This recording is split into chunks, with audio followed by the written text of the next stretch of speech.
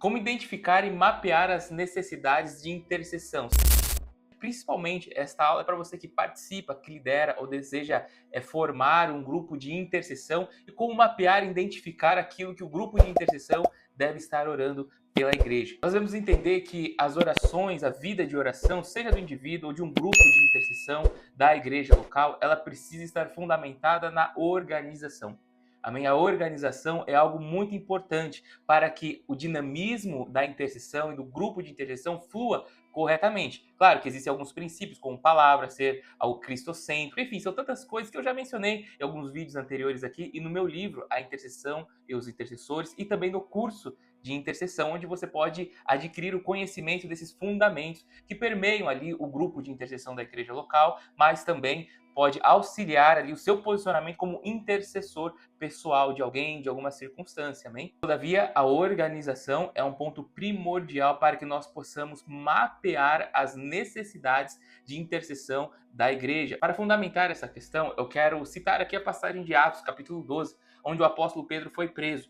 A igreja, ao receber a notícia que o apóstolo Pedro estava preso, a igreja, então, voluntariamente se dispôs a orar, né? Nesse caso aqui, a interceder pela vida do apóstolo Pedro. E ele era alvo da intercessão da igreja. Em Atos 12, versículo 5, nós podemos ler: Pedro, pois, estava guardado no cárcere, mas havia oração incessante a Deus por parte da igreja a favor dele. Isso é muito importante, porque a igreja, quando viu que o apóstolo Pedro foi preso, logo ela entrou em um lugar de intercessão, em um lugar de oração. Ou seja, a igreja identificou ali uma necessidade de intercessão diante daquela circunstância. E nós, como igreja, somos chamados, sim, a identificar necessidades de intercessão. Agora, trazendo isso para um campo mais concentrado da igreja, ou seja, os grupos de intercessão, os indivíduos que são dispostos a interceder pela igreja, nós podemos, então, partir do princípio que nós devemos, assim como a igreja identificou uma necessidade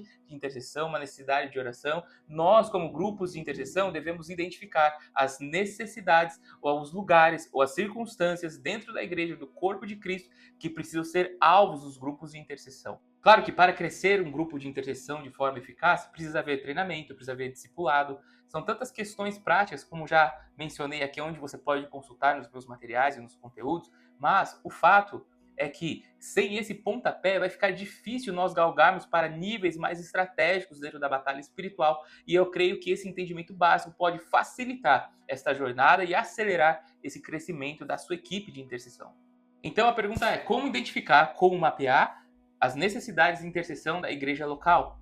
Como isso é possível através do grupo de intercessão? Quais ferramentas utilizar? Bom, a primeira delas é a própria palavra. A palavra de Deus nos orienta sobre o que devemos interceder, principalmente do que diz respeito à igreja local. Amém? Por exemplo, nós devemos interceder ali pelos ministérios que estão à frente, pela liderança, principalmente pelos pastores, pelos apóstolos, pelos líderes daquela igreja local. Eles devem ser alvos das nossas orações de intercessão. Os novos convertidos devem ser alvos das nossas orações de intercessão. Nós devemos, então, entender que a palavra de Deus, ela nos orienta a orar, por exemplo, pela liderança da igreja. Nós conseguimos, então, entender através da Bíblia quais são os primeiros pontos a serem observados e a serem colocados em intercessão pela equipe de intercessão. O segundo ponto que nos ajuda a organizar isso é o fator profético, ok? Nós devemos considerar as revelações, sonhos e visões de toda a equipe, ouvindo o que Deus deseja que venhamos interceder.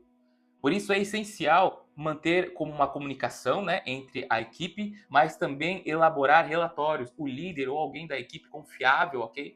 Deve elaborar os relatórios, anotar, escrever tudo aquilo que o Senhor está falando com a intercessão da igreja num caráter profético, para que possamos assim também compreender, amadurecer aquilo e colocar em intercessão. Existem coisas que são muito óbvias na qual devemos orar pelos líderes, por exemplo, mas existem questões que estão ali escapando à nossa vista e ao nosso entendimento, problemas, ataques espirituais, ou aquilo que o Senhor deseja que a intercessão gere, que o Senhor quer derramar sobre a igreja. Então, o fator profético é muito importante para que nós venhamos ali pincelar aquilo que é a vontade do Senhor e juntos em intercessão começarmos a orar por aquilo, amém? E o terceiro seria o fator estratégico, ok? O que eu quero dizer com o fator estratégico?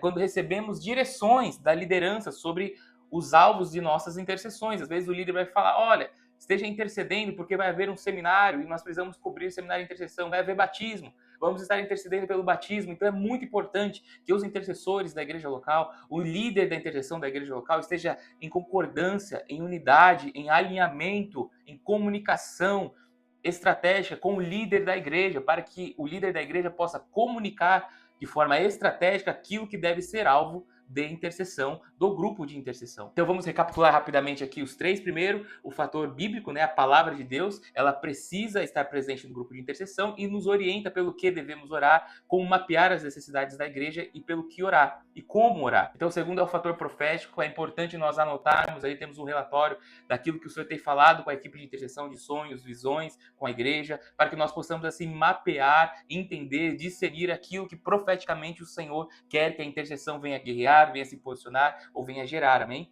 E o terceiro fator é o fator estratégico, onde nós recebemos direções específicas da liderança para que venhamos interceder, amém? Esses três pontos alinhados e fluindo de forma dinâmica, eles vão trazer uma intercessão mais organizada, e essa organização vai ser fundamental para que haja crescimento. O crescimento existe onde há ordem, onde há organização. Eu creio que esses princípios vão trazer essa organização para que a sua equipe de intercessão cresça de forma saudável, amém? Se esse conteúdo te ajudou, se esse conteúdo agregou algo na sua vida, eu quero te pedir para que você venha dar um like aqui, escrever algum comentário, se for alguma dúvida pode perguntar, se deseja que eu fale de alguma coisa a mais, comenta aqui, que eu posso olhar, analisar, orar e trazer ali um vídeo sobre isso também. Vou estar respondendo todos os comentários aqui, ok? Que vocês forem deixando. E se possível, curta esse vídeo, compartilhe com mais alguém que vai estar ajudando muito, amém? Deus abençoe e até o próximo vídeo.